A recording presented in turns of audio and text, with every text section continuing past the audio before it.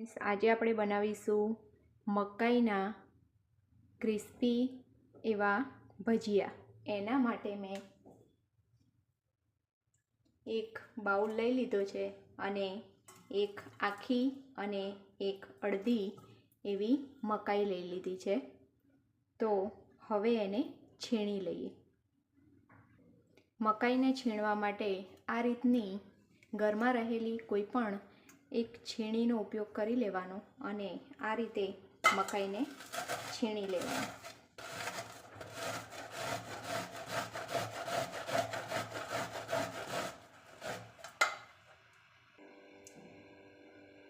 હવે એમાં મસાલા એડ કરી દઈએ। એમાં મેં 3 ચમચી જેટલી મકાઈને આ રીતે ફોલીને લીધી છે। હવે એમાં એડ કરીશું એક મીડિયમ સાઇઝની ડુંગળી, કેપ્સિકમ। હવે એમાં એડ કરીશું આદુ, મરચાં અને લસણ, 1/4 મરીનો ભૂકો, 1/4 ધાણા જે આપણે સૂકા આવે છે એને મેં આ રીતે ખાંડીને લીધા છે, 1/4 અજમો, લીલા ધાણા, અડધી વાટકી ચણાનો લોટ, 3 ચમચી ચોખાનો લોટ, સ્વાદ પ્રમાણે મીઠું। બધી વસ્તુને મિક્સ કરી લઈએ। આમાં આપણે પાણીનો ઉપયોગ નથી કરવાના।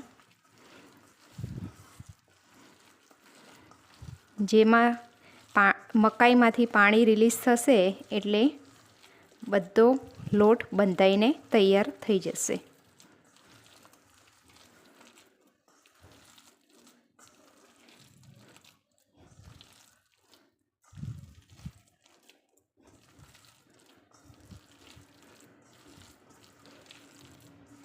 હવે આપણે આમાં સોડાનો પણ ઉપયોગ નથી કરવાના, એટલે આ બેટરને આ રીતે 2 મિનિટ માટે ફેંટી લઈશું, જેથી મકાઈના ભજીયા ખૂબ જ ક્રિસ્પી બનીને તૈયાર થશે।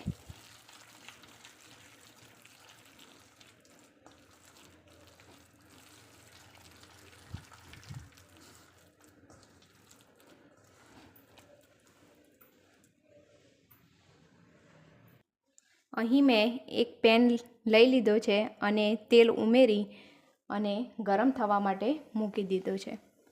તો ગેસની ફ્લેમ મીડિયમ રાખી અને તેલને ગરમ થવા દઈએ। હવે તેલ ગરમ થઈ ગયું છે તો ગેસની ફ્લેમ ધીમી કરી અને આ રીતે ભજીયા પાડી લઈશું।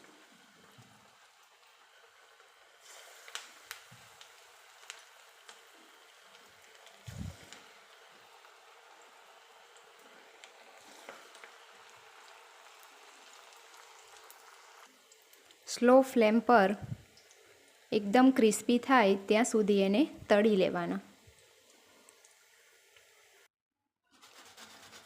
ભજીયા સરસ તળાઈને તૈયાર થઈ ગયા છે। જો ફ્રેન્ડ્સ, કેટલા ક્રિસ્પી થયા છે। એ જ રીતે બીજા ભજીયા પણ બનાવીને તૈયાર કરી લઈએ।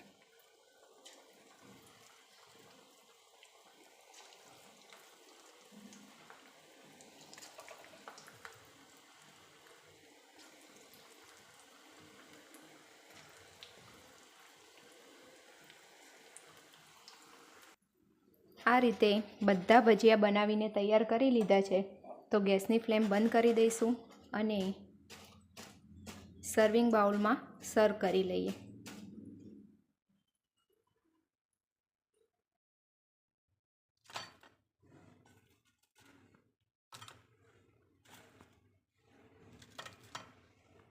તો સરસ મજાના મકાઈના ક્રિસ્પી એવા ભજીયા તૈયાર છે.